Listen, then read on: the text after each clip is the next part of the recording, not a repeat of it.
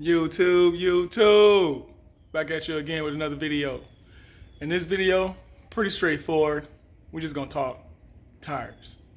All right, so in the video, I did ask what's a good brand to go with between the Pilot Power 5s and the Michelin DUNLOP Q3 Plus.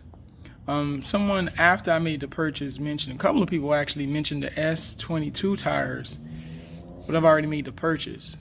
So if you're curious as to what tires come on the bike, let me see, it's SportMax D 214 front and back. This is what comes on the actual bike. So let's jump over to the tires that I did purchase. Between the two, and the majority actually won. It was a lot of people telling me to get the SportMax Q3 Pluses for front and back.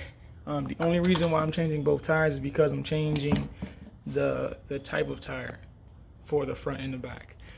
And also, a lot of people are also saying or sending me privately that you change your rear tire twice and the front tire once. A lot of my friends do the same thing. I'm not sure if that's actually a good way to go, but we shall see in these coming videos with these tires.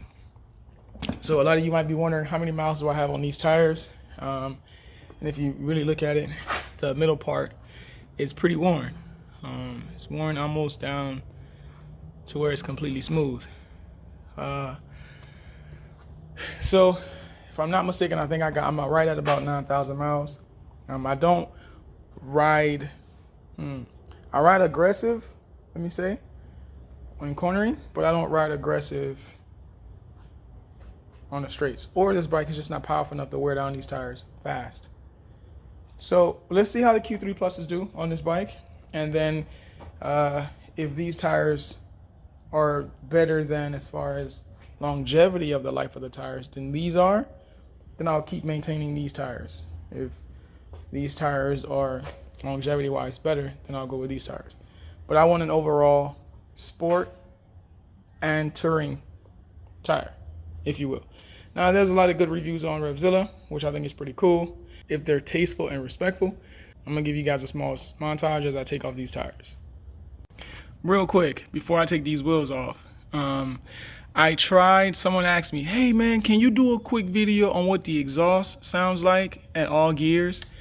And I was like, yeah, absolutely, man, that's no problem. I'll make a video for you. And I recorded one and the camera fell off. But this accessory kit, if we look close, actually broke.